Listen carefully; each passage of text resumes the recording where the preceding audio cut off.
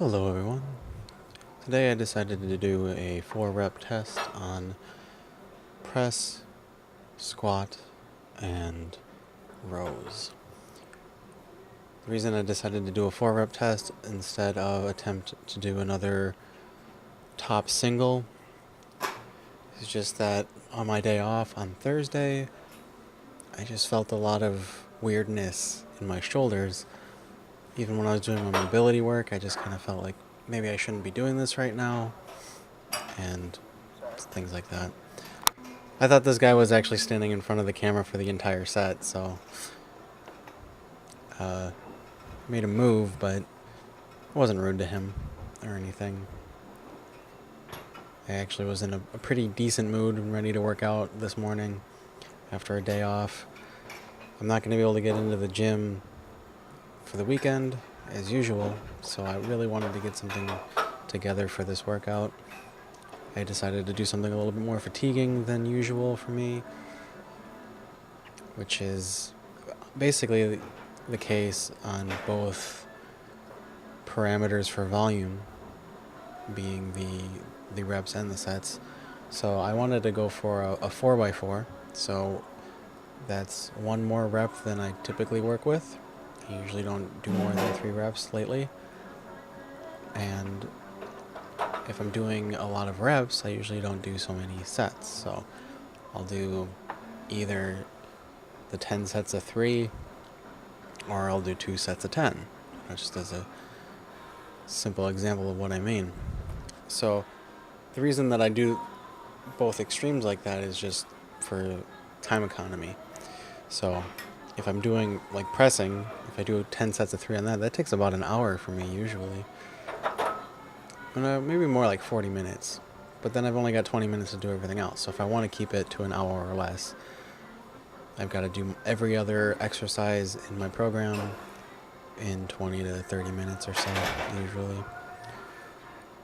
I try to keep the rest periods down, but really the only way to cut time for my overhead press is to just do fewer warm-ups when possible. But I'm still sick, and I'm trying to work around that as best I can. So the top set of press felt pretty good, but it was starting to slow down a little bit, and at least with pressing I wanted to get an actual 4x4 of some kind. Now I don't know how I'm going to calculate it for Monday if I want to continue with the 4x4, but I thought what I would do is one of two things. And what I ended up choosing of the two is that I would work up to a top set, and then I would back off for the next 3 sets and just try to replicate that feeling from the top set. And then I can just like average them, or I'll just use the lightest weight that I end up working for work sets and make that the 4x4, and then I can just work sets across from there. But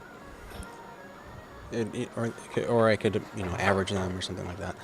There's something I wanted to mention about the very last set of press, and I was trying to see if I could see it as I'm recording this, while also choking on my own action, while also trying to finish the thought I was already saying. So I got all messed up. But there was a moment of weirdness, I'll use that word again, for the top set of, not the top set, the final set of pressing. And if you've ever had chicken wings and you wanted to, and you didn't get them separated into their component pieces, and you had to like twist them apart and work them with your hands a little bit to get your individual pieces, or even just pulled a leg off of a rotisserie chicken or something, that sound that occurs at the like hollow thuck, that happened in my right shoulder on the penultimate rep of my press work today. And so that I should have just terminated the set there if I'm being like a responsible adult, but I'm still a kid at heart, so I went for another rep, and that final rep felt fine. There was no pain. It went up relatively easy, but the variance that occurred in my form with that rep may look like I was experiencing pain, but I wasn't. But I was worried because of the sound I heard. And so I was babying that side a little bit, giving it a little favoritism. Because I was looking for pain. I wanted to see if it was going to happen. Which is stupid. Don't do that. Idiot. It's a weird stop. Don't wait for pain, because then if you feel pain, you fucked it up. It's hurt now, dummy. What are you doing? If you mess up your arm, mess up your shoulder joint, it's not going to heal over the weekend. That's not what we're trying to do this workout. Stupid. But I got lucky. So I moved on to doing the squats, and I didn't decide to do the same thing with the squats where I worked up to a top set and then backed off, because I really haven't been doing higher rep squats in a long time. I think even before I started squatting with this new press specialization program, I wasn't even doing my singles that I was doing before. So I have significant hip flexor irritation at the moment as I'm recording this, because I have to lean forward in my chair to reach the microphone, which I should have just fixed the microphone before I started, but whatever, it's got to get done. And I'm really regretting it now, because the weight wasn't challenging, but it was the additional reps that, like, despite my stance being comfortable for me, like, there isn't a lot of setup tweaking that I do so much. Usually it's just that, like, my ankle feels weird from rep to rep, or not rep to rep, set to set. It changes a little bit. So even if I get the foot position exact from set to set, it doesn't feel the same from set to set. So, like, there's, like, a little bit of adjustment. It's like something about my ankle is, like, getting more mobile. So now it's like, you know, the compensating way you were standing before, it doesn't work anymore. Move it a little bit. It's like, oh, come on, just let me squat. Anyway, this is a new exercise for me. I haven't done bend over rows before. I don't think at all in my life. I didn't consider that before I started talking. But I watched a couple of videos on how to do them. And what I decided for this, instead of, like, going for some sort of vanity PR my first time out, it's just a technique session.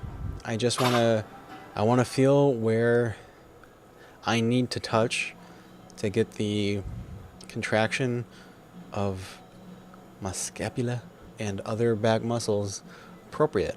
So I didn't really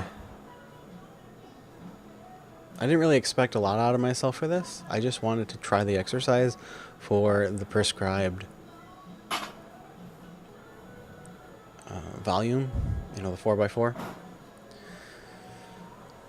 And the first couple of sets were actually a little harder than the final set, because even though I didn't really need the full amount of rest between sets because the weight was light enough, I had enough time to think about the performance of the exercise as I was resting.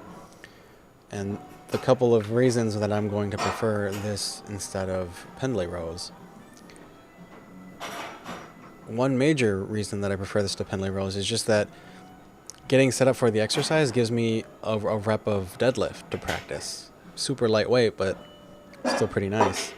And then once I'm at the top of a deadlift, it's real easy for me to figure out my start position for the actual lift, because it's basically just below the knee for me.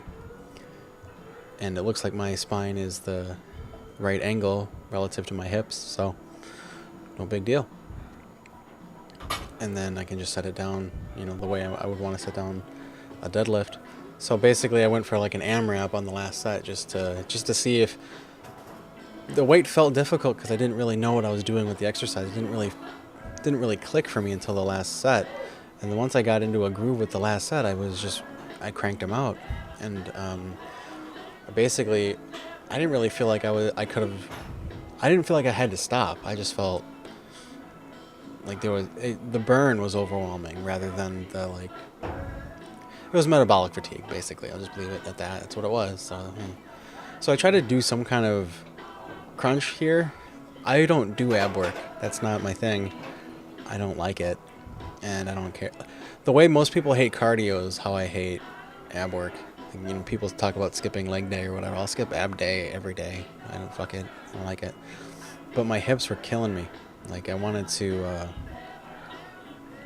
I was thinking about why I have the anterior pelvic tilt that I have, and I think it's just that I have basically no ab tone. I don't have any resting contraction occurring. So I tried to do it, but then I started to have low blood sugar, and that was it for today. Thanks for hanging out.